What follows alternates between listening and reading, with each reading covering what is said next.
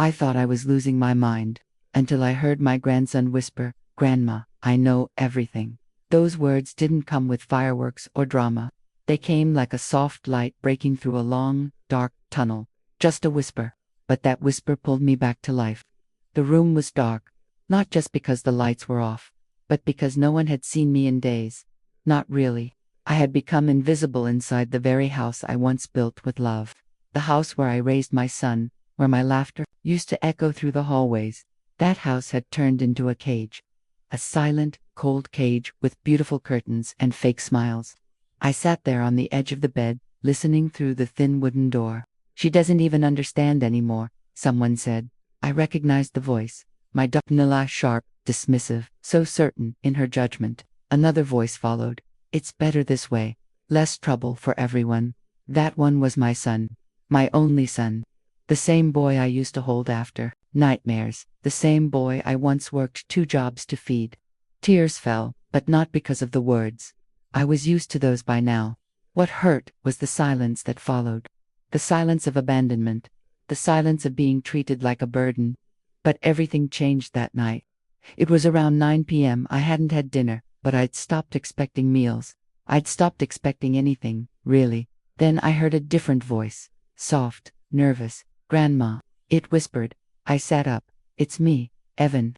My heart jumped. Evan, my grandson, the only one who still knocked on my door just to say hello. He pressed something under the door. It was a folded note. My hands trembled as I picked it up and opened it. One line, "I know what they're doing. I'm going to help you." And just like that, the fog that had wrapped around my heart started to lift. He had seen me. He had listened. In a house full of people who pretended I didn't exist. He had noticed every silence, every change, every cold meal left at my door. The next day he slipped me a flashlight and a small notebook.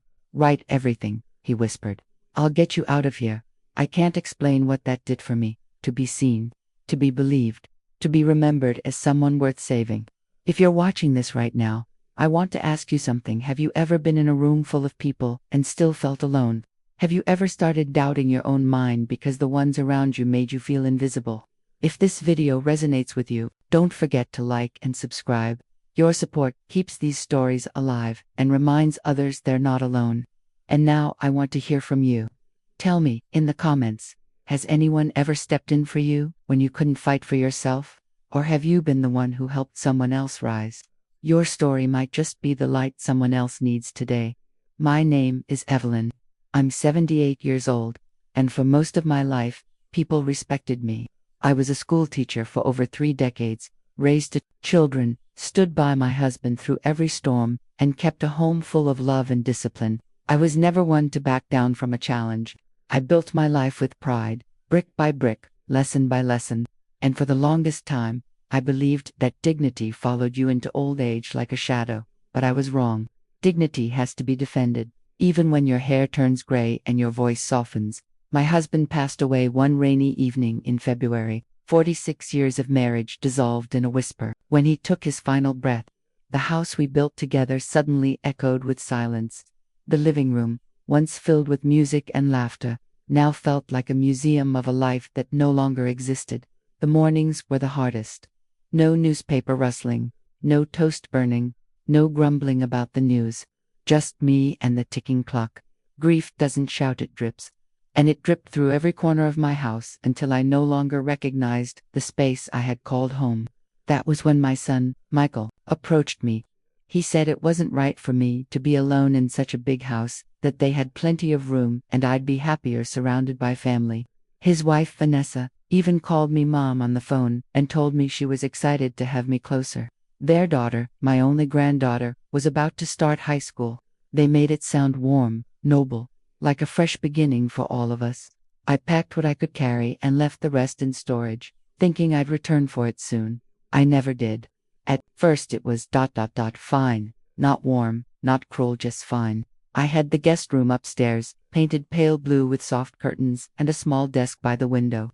Vanessa would occasionally bring me tea in the evenings, and Michael promised to take me to the doctor's appointments. I didn't want to feel like a burden, so I stayed quiet, grateful. But something shifted around week 3. I started noticing that my suggestions about meals or plans were brushed off with quick nods. I'd speak at the dinner table and be interrupted, not maliciously, just overlooked. I tried chalking it up to being in a new space, but a woman of my age knows when she's being slowly erased. Soon, I noticed I wasn't being included in family discussions anymore. They planned vacations without asking if I wanted to join. My opinions about the house, the garden, even simple things like which detergent to buy, were ignored. Once, I offered to pay for new curtains for the living room, and Vanessa smiled politely before saying, "We've got it handled." The phrase sounded casual, but it cut deep. "We've got it handled" was another way of saying, "You're not needed here." One afternoon, I realized I didn't even have a key to the front door. When I asked Michael, he seemed surprised. "Oh, I guess we forgot," he said, "but they never gave me one." From that day on, every time I went for a walk, I had to ring the doorbell to be let back in. And if no one heard me, I'd just sit on the porch until they did. It was humiliating. My bedroom slowly became my world. I stayed there more often, trying to read or knit, anything to feel useful. They stopped inviting me to movie nights. Vanessa would cook, serve the three of them at the table, and bring my plate upstairs. She said it was to give me peace. Peace, as if silence and exclusion were gifts. I started to feel like a shadow in my own life, drifting from hallway to hallway, unheard, unseen. There was one night, around 2 in the morning, when I walked down to the kitchen for water. I passed by their bedroom door and heard Vanessa whisper, "She doesn't even realize we've changed the bank account. She thinks we're just helping." Michael murmured something I couldn't make out. I froze. My throat went dry. My feet felt like they weighed 100 pounds. I turned back without getting my water and sat in the dark for hours, staring at the moonlight on the carpet. I wasn't imagining it. I was being handled. When my husband was alive, we shared everything. Every bill, every signature, every decision. He taught me to never sign anything without reading it first, and I never did. But grief makes you vulnerable. And trust, especially in your own child, is a dangerous thing to question. I remembered Michael asking me to sign a few forms when I moved in. He said they were just for transferring some utility bills. I didn't read them. I trusted him. He was my son. How could I not? But now, looking back, there were signs.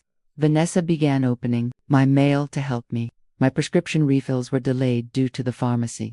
And when I asked where my Social Security check had gone last month, Michael said, "It's being redirected for convenience." Convenience, another word I learned to fear. Still, I stayed quiet. Because part of you wants to believe you're wrong, that you're overthinking, and that the people you love couldn't possibly be erasing you from your own life. But my instincts were screaming, and I was tired of shushing them. If you're still with me, now might be a good time to hit that like button and subscribe to the channel. Your support helps these stories reach more people who may need to hear that they are not alone in what they're going through. And now, I ask you this. Have you ever had that moment when the people closest to you made you feel invisible? That quiet ache in your chest when you realize you're no longer part of their story, just a side character in your own? Let me know in the comments. Your story might be the light someone else is searching for right now. It started with small things. My bank card suddenly stopped working one day at the pharmacy. The woman behind the counter gave me a tight smile and whispered, "It says declined." I knew I had enough money, but I walked away pretending not to be embarrassed. When I got home, I asked my daughter-in-law Claire about it. She shrugged. "We canceled it for your own safety. Too many scams these days. You don't need to worry about bills anymore." She smiled as if she'd done me a favor. My phone was the next to disappear.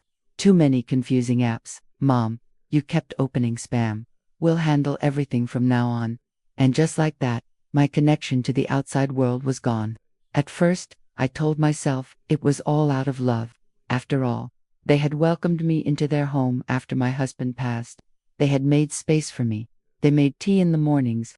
But that illusion started to crack the moment the doors began locking at night. They said it was for everyone's security, but I knew it wasn't about protection. It was about keeping me in. Dinner started arriving later, colder, sloppily placed on a tray, and left at my door like I was some forgotten tenant. Once, I waited 3 hours after my stomach growled so loud it embarrassed me. No one came. When I knocked, the TV volume went up. My medication began to disappear. Skipped doses written off as you probably forgot you already took it. But I knew what was missing. My lungs tightened. My arthritis flared. I could feel my body turning against me, and still, no one noticed. Or worse, they noticed and didn't care. I sat on the edge of my bed one night, blanket wrapped around my shoulders, staring at the blank wall. I remembered how, in this very house, laughter used to fill the rooms, back when it was mine, back when my husband and I laid every tile, painted every corner, raised our son within these walls. Now I was just a relic, a silent burden, tucked in the spare room. The harshest moment came on a Tuesday afternoon. I overheard Claire speaking to someone on the phone. She didn't know I was nearby, folding laundry. Her voice was crisp, annoyed. She's had a long life. She doesn't even need all this anymore. Honestly, it's like she's just taking up space. My hands froze. I sank into the hallway shadows. That sentence played on repeat in my mind, as if my presence no longer had weight. That night, I began writing. I found an old notebook I had used for grocery lists and started recording everything. Every skipped meal. Every ignored request. Every time my name was said with annoyance. I wrote about the way my key to the backyard suddenly stopped working. How my garden, the one joy that kept me grounded, was slowly dying without me. I wrote until my fingers ached. I had to hold on to something that reminded me I still existed, that I was still real, that what they were doing wasn't love. It was erasure. They underestimated how much someone remembers when they are silent. I remembered my rights. I remembered kindness. I remembered what it felt like to matter. And I knew deep in my gut, someone had to hear my truth. Maybe they wouldn't care. Maybe they'd call it exaggeration. But maybe, just maybe, someone would recognize a familiar ache in my words and do something. Because silence is never truly silent. It echoes in the hearts of those who've been ignored too long. And my echo had begun. The first words in that notebook were shaky, unsure. But by the end of that first week, my hands steadied. I wrote, "They took my voice, so I'm writing it back." And with that, the woman they tried to erase began to rise again. I remember everything. I still matter. I remember everything. I still matter. I remember everything. I still matter. I remember everything. I still matter. I remember everything. I still matter. I remember everything. I still matter. I remember everything. I still matter. I remember everything. I still matter. I remember everything. I still matter. I remember everything. I still matter. I remember everything. I still matter. I remember everything. I still matter. I remember everything. I still matter. I remember everything. I still matter. I remember everything. I still matter. Now tell me, have you ever seen someone go through this and stay silent for too long? Drop your thoughts in the comments below. Your voice might just be the one that inspires someone else to stand up. The days bled into one another like watercolor on a damp page, and the walls of that house, once echoing with laughter and life, now seemed to pulse with unspoken pain. I had become a ghost inside my own story, reduced to quiet sighs behind closed doors, forced smiles at family dinners, and the weight of memories no one else seemed to remember. But even ghosts are noticed by those who truly pay attention. And my grandson, Elijah, noticed everything, though I tried so hard to pretend I was fine. He was just 15, a teenager with headphones constantly around his neck and a sketchbook always in hand. But his eyes, his eyes saw too much. I'd catch him glancing at me when he thought I wasn't looking, brows furrowed, lips pressed into a thin line. He used to come to me after school, asking if I wanted to hear about his day. Lately, I'd respond with vague nods, my voice always trembling, hoping he wouldn't see through the cracks, but he did. One evening, as I sat in the armchair, staring blankly at the muted television, he slid a warm mug of tea beside me. I hadn't asked, he just knew. And that's when it began, when I stopped being invisible to someone. But Elijah knew the truth hides behind the quiet, and he started watching, listening, paying attention in ways most adults never did. One night, I had gone to bed early, my body aching from a day of silence. I didn't know Elijah was still awake, sketching near the hallway, when he heard them, my son and daughter. Their voices were low, but not low enough. "She doesn't even remember what day it is," Claire laughed. "We could tell her the president's a dog, and she'd believe it." My son chuckled. "Don't tempt me. The less she knows, the better. Less questions." Elijah froze. The pencil dropped from his hand. That was the moment his innocence cracked. and the weight of my reality settled on his young shoulders. He didn't say anything to them. He tiptoed past their laughter and came to my door, knocking lightly. I didn't respond. I was asleep. So he left a note on my pillow. "You're not crazy, Grandma. I hear them too." The next morning, I read it and my hands shook. I knew then that I wasn't alone in the dark anymore. That same week, Elijah came into my room under the pretense of borrowing a book. He sat on the edge of my bed, watching me fold some old cardigans. I turned my back to him for just a moment. When I returned, he was holding my notebook, my diary, the one I had been hiding beneath my pillow. I gasped. "Please," I said, reaching for it. "It's nothing, just thoughts." But he didn't let go. "I want to know. I need to," he said, voice tight. I let go. He read in silence, page after page of pain, of loneliness, of cold dinners and locked doors, of names I had been called and moments I had buried. The room was so quiet, I could hear his breathing quicken. At one point, he pressed the notebook to his chest and said, "They'll never hurt you again." From that night on, Elijah changed. He became a witness, not a passive observer, but an active protector. He started recording things. Conversations, whispered mockery. The way Claire would wave her hand dismissively whenever I tried to speak. The way my son ignored my presence unless it was to roll his eyes at something I forgot. Elijah documented it all, not for revenge, but for justice, for truth. Because some people pretend better than others, but the truth always finds its way out. He installed a voice recorder app on his phone and began setting it on the kitchen counter, the living room shelf, the hallway table. Every slight, every sarcastic comment, every time someone said, "She won't even remember," he captured it. But he wasn't just gathering proof, he was building a case. Because deep inside that boy lived a man who understood that silence, when weaponized, can destroy a soul. He started asking questions carefully, strategically. Why can't Grandma have her own keys? Why does she sleep on the couch now? He played dumb, but he wasn't. And when they laughed off his questions, that's when he knew he had them. One afternoon, he came to me with a USB stick. "Everything's on here," he whispered. "I want to help you get out." That moment changed me. I wasn't just someone suffering in silence anymore. I was someone who mattered, someone worth fighting for. And the person holding that torch wasn't a lawyer or a friend or a priest. It was a boy who had every reason to stay quiet but chose to speak up. And now I want to ask you something, a question only the brave will dare to answer.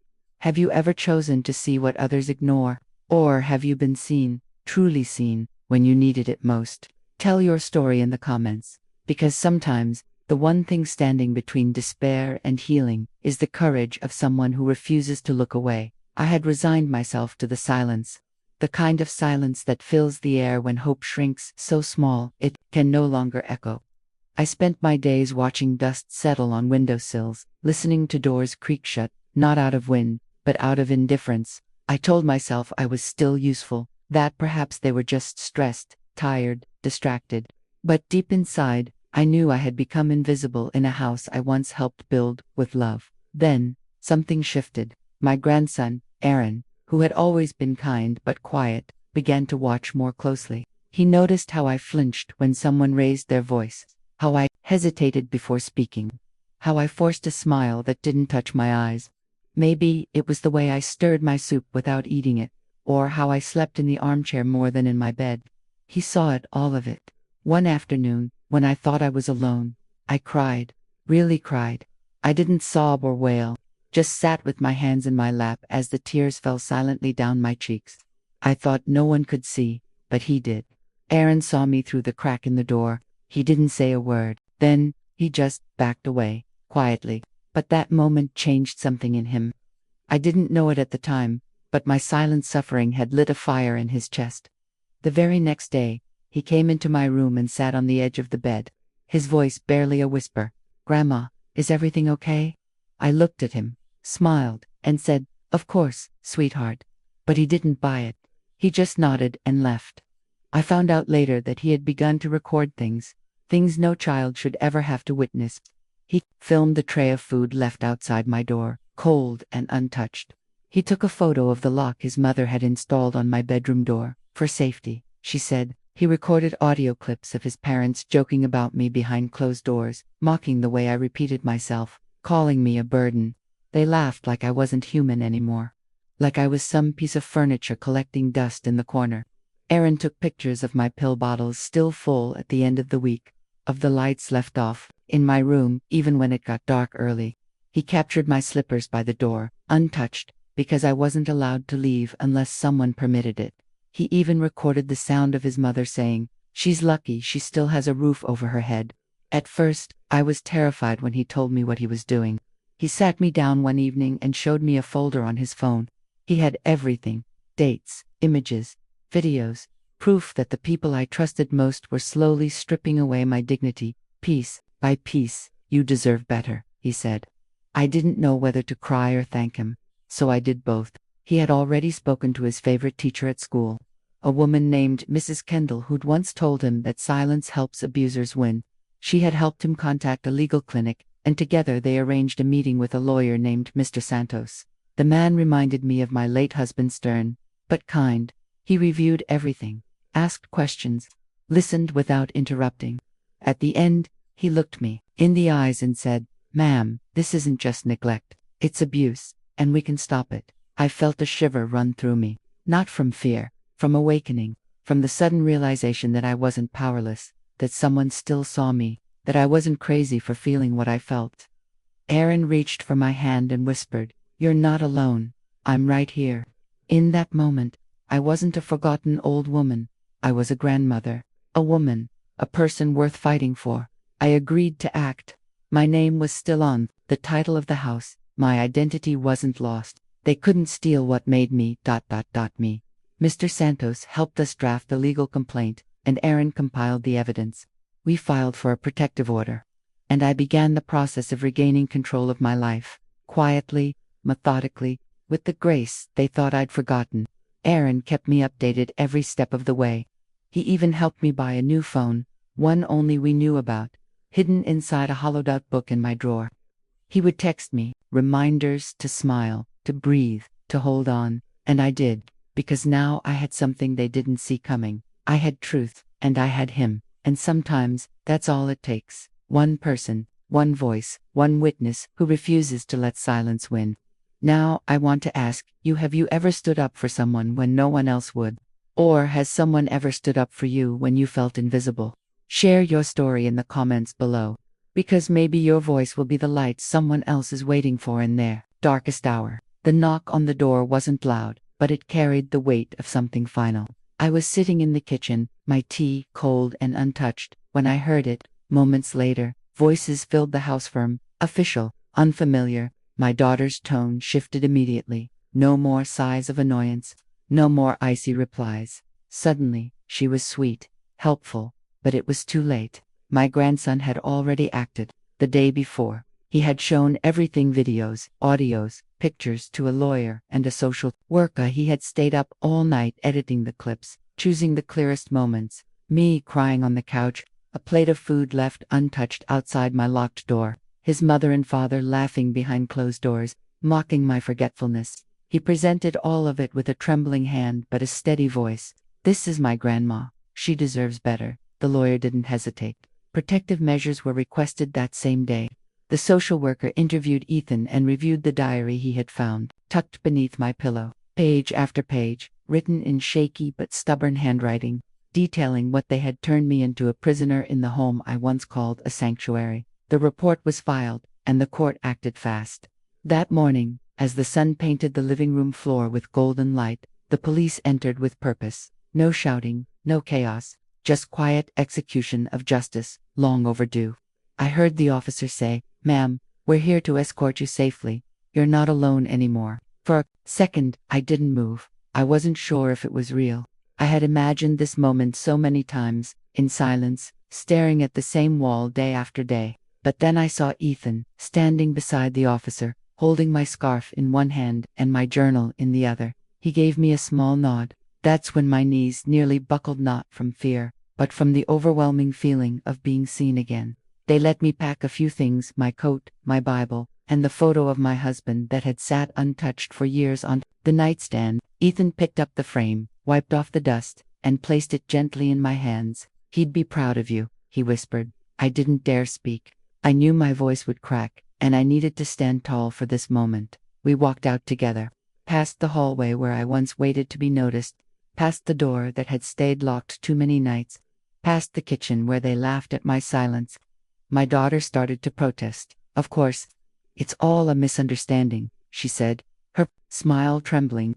"She's just confused," she added, louder now, trying to convince someone, maybe herself. But Ethan stepped forward. He looked her in the eye and said, "No, Mom, I saw everything, and I'm done pretending." His voice didn't shake. It rang with the strength of someone who had grown up overnight.